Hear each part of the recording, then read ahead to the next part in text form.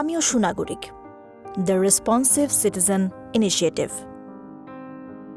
আজকের বিষয় আমার সংবিধান, আমার অধিকার ও দায়িত্ব।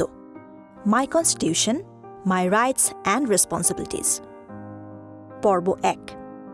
এই বিষয়টি নিয়ে কথা বলছেন Mohammad Golam Sarwar, assistant professor, department of law, university of Dhaka. দায়িত্বশীল নাগরিক বিষয়ক অনলাইন কোর্সের দ্বিতীয় মডিউলে আপনাদের স্বাগত জানাচ্ছি। এই মডিউলটিতে আগ্রহ দেখানোর জন্য আপনাদের ধন্যবাদ জানাচ্ছি। আমরা আজকে বাংলাদেশের সংবিধান, নাগরিকদের সাংবিধানিক অধিকার নিয়ে আলোচনা করব। এই মডিউলটি সফলভাবে সম্পন্ন করতে পারলে আপনি জানতে পারবেন বাংলাদেশের সংবিধান সম্পর্কে, বাংলাদেশের রাষ্ট্র পরিচালনার মূলনীতিসমূহ সম্পর্কে, বাংলাদেশের নির্বাহী বিভাগ, বিচার বিভাগ এবং আইনসভা সম্পর্কে। আমরা এখন আলোচনা শুরু করব সংবিধানের নাম দিয়ে। বাংলাদেশের সংবিধান অনুযায়ী সংবিধানের নাম হচ্ছে গণপ্রজাতন্ত্রী বাংলাদেশের সংবিধান। এই নামটি ইঙ্গিত বহন করে জনগণ সর্বময় ক্ষমতার অধিকারী। এই সংবিধানটি রচিত হয়েছিল জনগণের ইচ্ছায় এবং তাদের প্রতিনিধিদের মাধ্যমে গঠিত একটি গণপরিষদ কর্তৃক। এই সংবিধানটির খসড়া প্রস্তুত হয়েছিল। পরবর্তীতে 1972 সালের 4 নভেম্বর এই সংবিধানটি গৃহীত হয় এবং 16 ডিসেম্বর আমাদের বিজয় দিবসে 1972 সালে সেই সংবিধানটি কার্যকর হয়। আমরা সংবিধানের শুরু থেকে যদি দেখি, যে সংবিধানের শুরুতে একটি প্রস্তাবনা রয়েছে।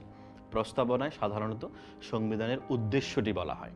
সংবিধানের উদ্দেশ্য হচ্ছে বাংলাদেশের রাষ্ট্রের মূল লক্ষ্য নির্ধারণ করা, এবং রাষ্ট্রের মূল লক্ষ্য নির্ধারণ করতে গিয়ে সংবিধান বলেছে বাংলাদেশ রাষ্ট্রের মূল লক্ষ্য হচ্ছে একটি গণতান্ত্রিক রাষ্ট্র প্রতিষ্ঠা করা, যেই গণতান্ত্রিক রাষ্ট্রে শোষণমুক্ত সমাজ হবে, যেখানে সকল নাগরিকের আইনের শাসন, নাগরিক, রাজনৈতিক, সামাজিক, অর্থনৈতিক সাম্য এবং সুবিচার নিশ্চিত করা হবে।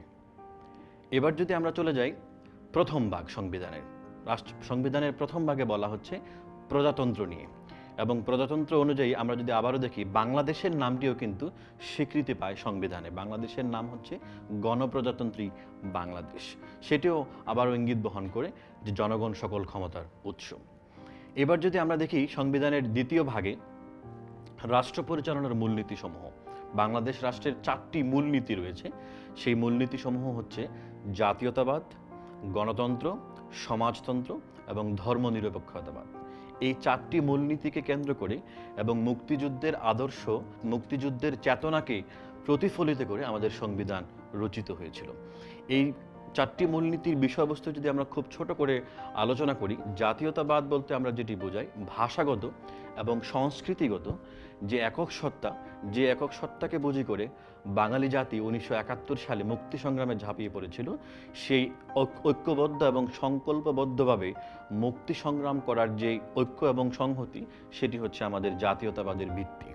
দ্বিতীয়ত, আমাদের মূলনীতিসমূহের মধ্যে রয়েছে সমাজতন্ত্র, একটি শোষণমুক্ত সমাজ প্রতিষ্ঠা করা, যেখানে ন্যায়ায়ক এবং পাশাপাশি এরকম একটি সমাজ ব্যবস্থা থাকবে যেই সমাজ ব্যবস্থায় কোনো ধরনের বৈষম্য থাকবে না। তৃতীয় যে মূলনীতিটি, সেই মূলনীতিটি হচ্ছে গণতন্ত্র।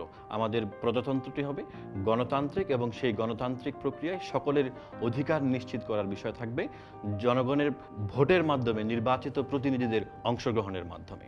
এবং চতুর্থত ধর্মনিরপেক্ষতাবাদ, যেটি খুবই গুরুত্বপূর্ণ, যেটির অন্যতম একটি প্রতিফলন আমরা আমাদের মুক্তিযুদ্ধের সময়ও দেখেছি এবং পরবর্তীতে আমাদের সংবিধানেও দেখেছি। ধর্মনিরপেক্ষতাবাদ নীতির বাস্তবায়ন করার জন্য বলা হয়েছে রাষ্ট্র সকল ধরনের সাম্প্রদায়িকতা বিলোপ করবে, ধর্মের রাজনৈতিক ব্যবহার নিষিদ্ধ করবে এবং কোনো বিশেষ ধর্মকে রাজনৈতিক মর্যাদাদান থেকে রাষ্ট্র বিরত থাকবে। সেটি হচ্ছে আমরা এখন মোটা দাগে দেখার চেষ্টা করলাম যে 4টি বিষয় আমাদের রাষ্ট্র পরিচালনার মূলনীতি। এবার যদি আমরা রাষ্ট্র পরিচালনার মূলনীতিতে আরও যেই অধিকারগুলির কথা বলা আছে, সেগুলিকে আমরা সংক্ষেপে বলি সামাজিক, অর্থনৈতিক এবং সাংস্কৃতিক অধিকার। আমাদের মুক্তির অধিকারের কথা বলা আছে, আমাদের শ্রমিকের অধিকারের কথা বলা আছে, এবং রাষ্ট্র দায়িত্ব এবং অঙ্গীকারাবদ্ধ পরিবেশের সংরক্ষণের জন্যও। এই পুরো বিষয়টি আমাদের সংবিধানের দ্বিতীয় ভাগে রয়েছে। পরিশেষে স্ক্রিনে দেখাচ্ছে আমিও সুনাগরিক, দ্য রেসপন্সিভ সিটিজেন ইনিশিয়েটিভ।